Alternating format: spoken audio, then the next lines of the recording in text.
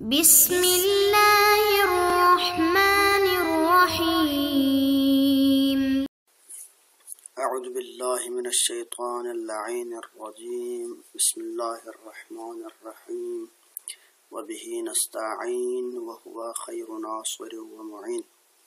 عزیز طلاب کرام، ہم کتاب کشف المراد کی درس نمبر 14 پڑھ رہے ہیں۔ اس سبق نمبر 14 میں ہم مسئلہ ثانیہ یعنی دوسرے مسئلے کو بیان کریں گے کہ جس کے اندر وجوب بعثت سے بحث ہے، چونکہ مسئلہ اولا میں خواجہ نصیر الدین طوسی رحمۃ اللہ علیہ نے بعثت حسن ہونے کے اوپر بحث کی تھی، اور اس کے آخر میں نتیجتاً بیان فرمایا تھا کہ چونکہ بعثت کے اندر فوائد ہے اور بعثت حسن ہے، لہٰذا اس فعل حسن کے ذریعے سے لطف حاصل ہوگا۔ یہاں تک بات کی تھی۔ اب اسی کو آگے بڑھاتے ہوئے اس مسئلے کے اندر بیان فرماتے ہیں کہ جب بعثت حسن ہے یعنی اس کے اندر حسن ہے، تو لہذا اس حسن کو مد نظر رکھتے ہوئے بعثت واجب بھی بن جاتے ہیں، یعنی بعثت واجب ہے، اللہ کے اوپر واجب ہے کہ مبعوث کرے انبیاء کو، شریعتیں بھیجے۔ اب چونکہ اس کے اندر ایک مشکل اصطلاح استعمال ہوا ہے جو کہ ہے لفظ لطف، تو لہٰذا آج کا درس بیان لطف کے بارے میں ہوگا۔ آئیے پڑھتے ہیں عبارت خواجہ نصیر الدین طوسی رحمۃ اللہ علیہ۔ فرماتے ہیں کہ وَهِيَ وَاجِبَةٌ، یہ بعثت واجب ہے۔ اب اس کے وجوب کی دلیل کیا ہے؟ لِاشْتِمَالِهَا عَلَى اللُّطُفِ، کیونکہ یہ بعثت لطف پر مشتمل ہے۔ کن چیزوں میں؟ فی التکالیف العقلیہ، تکالیف عقلیہ کے بنسبت۔ اب سب سے پہلے آتے ہیں بعثت واجب ہے کیونکہ یہ لطف پر مشتمل ہے۔ اب لطف، سب سے پہلے ہمیں لطف کو سمجھنا ہوگا کہ لطف کیا ہے۔ تو لطف کے اندر ہم دو چیزوں سے بحث کریں گے۔ پہلی چیز اقسام لطف ہے اور دوسری چیز احکام لطف ہے۔ اقسام لطف، لطف کی 3 قسمیں ہیں، یعنی یہ منحصر ہوگا، یعنی اس کی تقسیم صرف، یعنی اس کے اقسام اگر ہم دیکھیں تو صرف اقسام لطف 3 ہے۔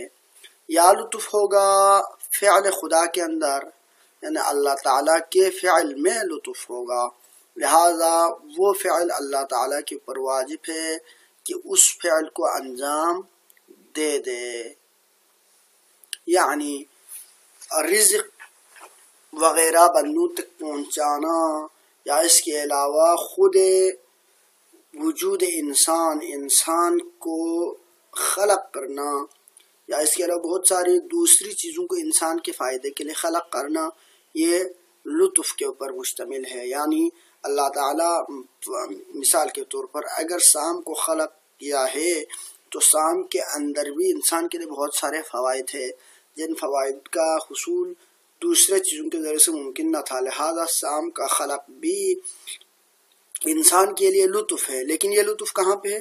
فعل خدا کے اندر، یعنی لطف ایک دفعہ ہوتا ہے فعل خدا میں، کبھی کبھار ہوتا ہے لطف فعل مکلف کے اندر، یعنی جب لطف فعل مکلف میں ہوں تو اس وقت اللہ تعالیٰ کے اوپر یہ واجب ہے کہ وہ مکلف کو یہ چیز بتا دے، یعنی مکلف کو مطلع کرنا کیا ہے؟ اللہ تعالیٰ کے اوپر واجب ہے کہ فلانا یہ کام تجھ پر واجب ہے۔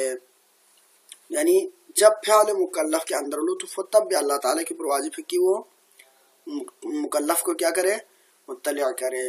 لیکن ایک دفعہ کیا ہوتا ہے؟ لطف ہوتا ہے خود تکلیف کے اندر، نہ فعل باری تعالیٰ میں ہے نہ فعل عبد میں ہے، بلکہ خود اس تکلیف کے اندر واجب ہے، لہٰذا اس تکلیف کو وجود میں لانے کے لیے جتنے مقدمات چاہیے وہ سارے کیا ہے؟ ضروری ہے۔ یعنی جو مقدمات چاہیے، مقدمے کے طور پر مثلا ایک فعل کے اندر مثلا اطاعت نماز پڑھنے کے اندر کیا ہے؟ لطف ہے، یعنی نماز کے اندر انسانوں کے لیے بہت سارے فوائد ہیں۔ اب اس نماز کے وجوب کو اللہ تعالیٰ کیسے بیان کرے گا؟ اس صورت میں بیان کرے گا جب اللہ تعالیٰ کسی رسول کو مبعوث فرمائے گا، یعنی جب رسول آئے گا تب وہ رسول بتائے گا کہ فلانا نماز واجب ہے، لہذا وجوب نماز کا بیان موقوف ہے بعثت رسول کے اوپر، لہذا یہاں پر بعثت اس کے بنسبت بھی کیا ہوگا؟ واجب ہوگا۔ لہذا بعثت کی 3 قسمیں، یعنی لطف کی یعنی یہ بھی لطف ہے، یعنی انبیاء کا چونکہ بیان کے اندر خود نماز کے اندر اس تکلیف کے اندر فائدہ ہے اور اس فائدہ کا حصول موقوف ہے ایک نبی مبعوث ہو، لہذا بعثت نبی بھی کیا ہوگا؟ لطف ہوگا۔ اب آتے ہیں احکام لطف۔ احکام لطف علماء کرام نے یعنی اس کے چند احکام بیان کیا ہے، تو ان میں سے چند حکم آپ کے نزدیک آپ کے سامنے بیان کچھ یوں ہے کہ پہلی شرط لطف کے لیے شرط ہے کہ لطف اور ملطوف فی میں مناسبت ہونی چاہیے، یعنی جو چیز لطف ہے اور جو چیز ملطوف فی ہے اس کے ان دونوں کے درمیان کیا ہونی چاہیے؟ مناسبت ہونی چاہیے۔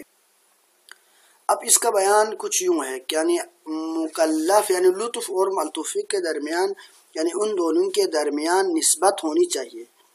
تو نسبت ہونے کا مطلب یہ ہے کہ مناسبت کچھ یوں ہو کہ لطف اس حیثیت سے ہو کہ لطف حصول ملطوفی کا مقتضی ہو، یعنی مثلا نماز کا واجب کرنا نماز کی نسبت سے لطف ہے، یعنی اگر اللہ تعالیٰ نماز کو اپنے بندوں کے اوپر واجب قرار دے رہا ہے تو یہ وجوب نماز خود نماز کی بنسبت کیا ہے؟ لطف ہوگا، لیکن حج کے بنسبت یہ نماز لطف نہ ہوگا۔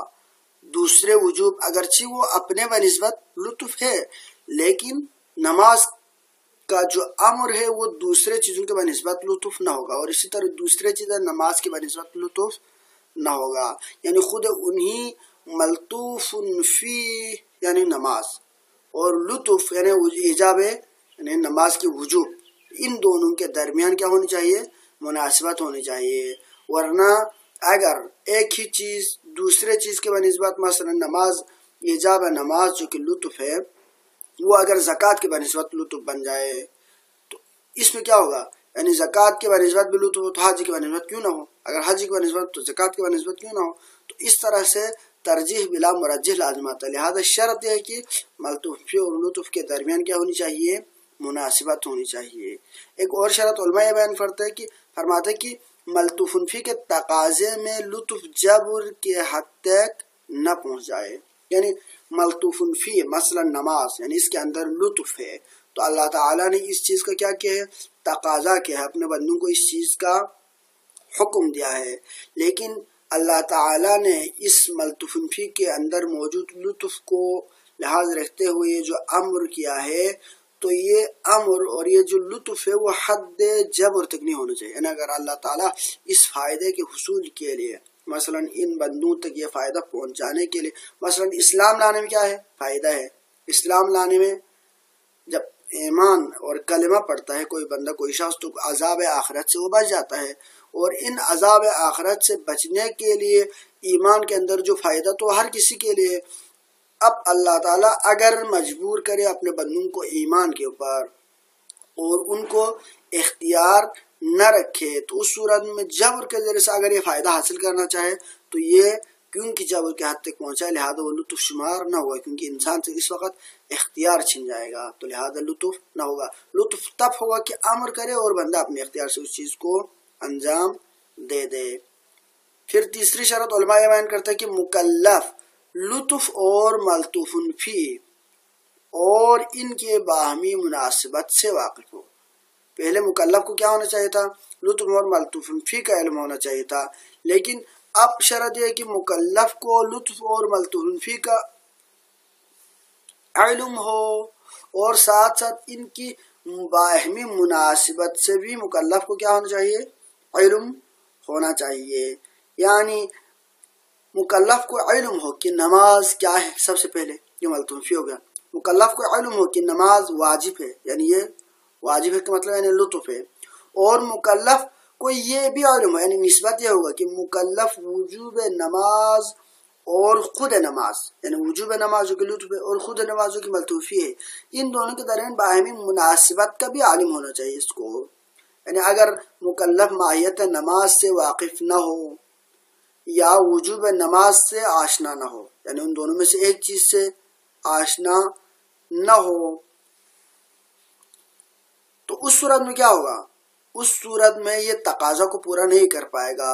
اسے یہ معلوم نہ ہو کہ مجھ پر جو واجب ہے وہ نماز ہے یا کچھ اور ہے، تو اس صورت میں ملطوف فی تک پہنچنے کے لیے اس کی سعی و کوشش نہیں رہے گی، جاذبیت نہیں رہے گی، لہذا لطف کے تقاضے پورے نہ ہوں گے. لہذا لطف کے لیے یہ بھی شرط ہے کہ مکلف کو لطف ملطوف فی اور ان کے درمیان جو نسبت ہے اس کا بھی علم ہونا چاہیے. اب شرط ایک علماء یہ بھی بیان فرماتے ہیں کہ لطف میں جہت حسن کے علاوہ کچھ اضافہ بھی ہو، یعنی اگر صرف جہت حسن ہو، یعنی یہ چیز اچھا ہے، تو اس صورت میں کیا ہوگا؟ یہ لطف نہیں بنے گا. یعنی کسی چیز کے اندر حسن ہونا صرف لطف کا تقاضا نہیں بنے گا، کیونکہ لطف وہ ہوتے ہیں جو مقرب اطاعت ہوتا ہے اور بعید معصیت ہوتا ہے، یعنی جو اللہ تعالیٰ کی اطاعت کے قریب کرے اور معصیت سے دور کرے اس کو لطف کہتے ہیں. تو لہذا اگر صرف اس کے اندر حسن ہو، وہی حسن کافی نہیں ہوگا، کیونکہ حسن تو استحباب میں ہوتا ہے. لہذا جب استحباب کیا تو وہ تو واجب نہیں کہلائے گا. لہذا لطف واجب ہے کا مطلب ہے کہ اس کے اندر شیء زائد بھی ہو جو مقتضی بنے اس چیز کا کہ انسان کو اس کے اوپر یعنی باور کرائے اور لازماً اس انسان سے اس فعل کو انجام کرائے. لہذا لطف کے اندر یہ بھی شرط ہے. اور پانچویں شرط ہے کہ لطف میں اختیار ہونا چاہیے. اگر اختیار نہ ہو تو اس سے لطف کا یہ جو یعنی حکم ہے، لطف کے جو فوائد ہے وہ کیا ہوگا؟ اگر اعلیٰ سبیل اختیار نہ ہو، اعلیٰ سبیل الجبر ہو، تو اس کے اندر لطف باقی نہیں رہے گا.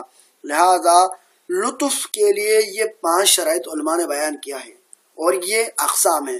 تو لہذا بعثت کی بنسبت اب ہم کہتے ہیں کہ بعثت واجب ہے. کیونکہ لاستعمالها یہ بعثت مشتمل ہے علی اللطف، لطف پر، یعنی بعثت کے اندر یہ تمام چیزیں موجود ہے.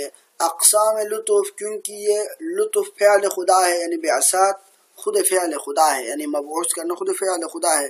اس فعل کے اندر بعثت کے اندر فائدہ ہے، لہذا یہ بھی پورا ہوگا. بیان، یعنی اس بعثت سے مکلف کے بہت سارے افعال ہیں، تکالیف شرعیہ ہے جن کا بیان موقوف ہوگا بیان کے اوپر، یعنی جن کا بیان موقوف ہوگا بعثت کے اوپر، اور وہ بھی کیا ہوگا؟ بعثت سے تام حاصل ہوگا. اور خود فعل مکلف، بہت سارے افعال مکلف ایسے ہیں کہ جن کے اندر فوائد ہے، لہذا ان فوائد کا بیان بھی کس کے اوپر موقع ہوگا؟ اللہ تعالیٰ کی طرف سے بیان کے اوپر، اور یہ بھی کس کے سے مکمل ہو رہا ہے؟ بعثت کے ذریعے سے. لہذا تمام اقسام بعثت اور تمام احکام یعنی لطف اور اقسام لطف جب یہاں پر مکمل ہے، لہذا اللہ تعالیٰ کے اوپر بعثت کیا ہوگا؟ واجب ہوگا. یعنی وہی واجبتون، یہ بعثت واجب ہے کیونکہ یہ مشتمل ہے علی اللطف، لطف کے تمام اقسام و احکام اس کے اندر کیا ہے؟ تام ہے. یہ مشتمل ہے، اب آگے بیان کر رہی ہے، متعلق آگے آ رہا ہے، یعنی لطف کو متعلق استعمال ہے علی اللطف، یہ لطف پر مشتمل ہے کن چیزوں میں؟ فی التکالیف العقلیتی، تکالیف عقلیہ میں.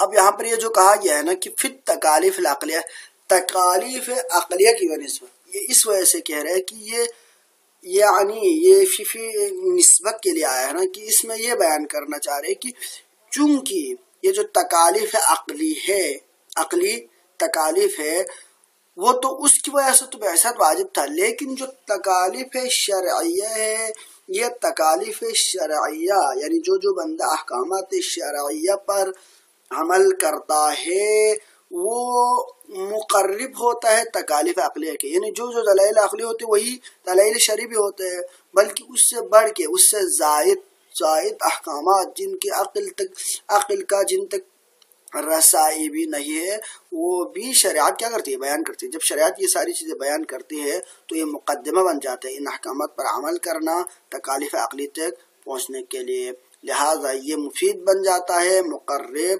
الی الاطاعہ اور مباعد من المعصیہ سے، عن المعصیہ سے، لہٰذا یہ مشتمل بار کیا ہوگا؟ فائدہ اور لطف ہوگا۔ بس لطف جب ہے تو لہذا اللہ تعالیٰ کے لیے، کیونکہ وہ حکیم ہے، لطف کو انجام دینا واجب ہوگا۔ وصلی اللہ علیہ سیدنا محمد وعلیہ الطاہرین۔